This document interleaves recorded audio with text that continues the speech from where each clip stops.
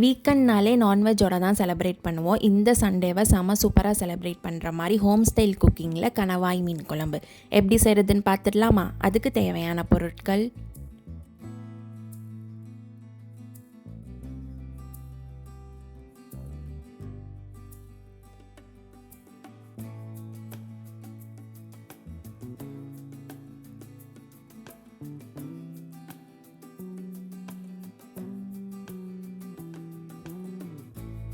ஒரு பேன் எடுத்துக்கலாம். ஒரு 3 ஸ்பூன் ஆயில் சேர்த்துக்கலாங்க. ஆயில் நல்லா சூடாகும். நம்ம தாளிப்புக்கு வச்சுருக்க ஹோல் ஸ்பைசஸை சேர்த்துக்கலாம்.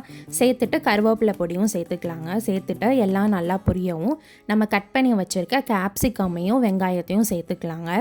வெங்காயம் வதங்குறதுக்கு ஒரு சிட்டிகை அளவு சால்ட்டு சேர்த்துக்கலாம். சேர்த்துட்டு நல்லா ஒரு கோல்டன் ப்ரௌன் வர அளவுக்கு நம்ம வதக்கிக்கலாங்க.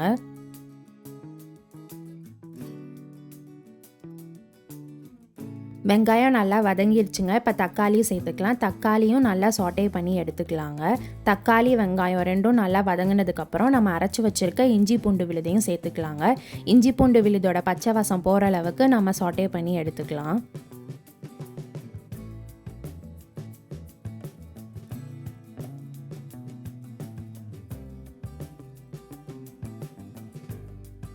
இஞ்சி பூண்டு விழுது நல்லாவே வதங்கிருச்சுங்க. இப்போ நம்ம எடுத்து வச்சுருக்க மசாலாஸை ஒன்று ஒன்றா சேர்த்துக்கலாம். சேர்த்ததுக்கப்புறம் மசாலாவோட பச்சை வாசம் போகிற அளவுக்கு நம்ம நல்லா சாட்டே பண்ணி எடுத்துக்கலாங்க.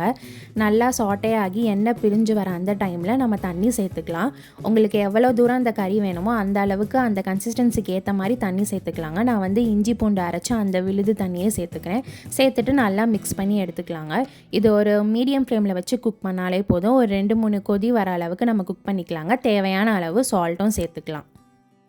குழம்பு 2-3 கொதி வரவும் நம்ம கட் பண்ணி க்ளீன் பண்ணி வச்சுருக்க கணவாய் மீனை சேர்த்துக்கலாங்க. சேர்த்துட்டு நல்லா அந்த கறியோட மிக்ஸ் பண்ணி விடலாம்.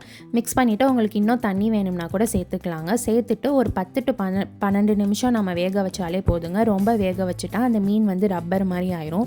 ஸோ ஒரு 10 to 12 மினிட்ஸ் நம்ம மீடியம் ஃப்ளேம் வச்சு குக் பண்ணாலே போதுங்க. சூப்பரான கணவாய் மீன் குழம்பு வந்து ரெடி ஆயிடுச்சு.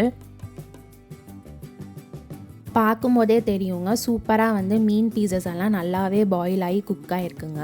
இது வந்து சூடான சாதத்துக்கு வச்சு பரிமாறினீங்கன்னா செம்ம சூப்பர் காம்பினேஷனாக இருக்குங்க. கண்டிப்பாக ட்ரை பண்ணுங்கள். இந்த மாதிரி சிம்பிள் அண்ட் டேஸ்டி ரெசிபீஸ்க்கு சோறு ரெடியா யூடியூப் சேனலை சப்ஸ்கிரிப்ஷன் பண்ணி பெல் பட்டனை கிளிக் பண்ணிக்கோங்க. Stay happy, stay healthy.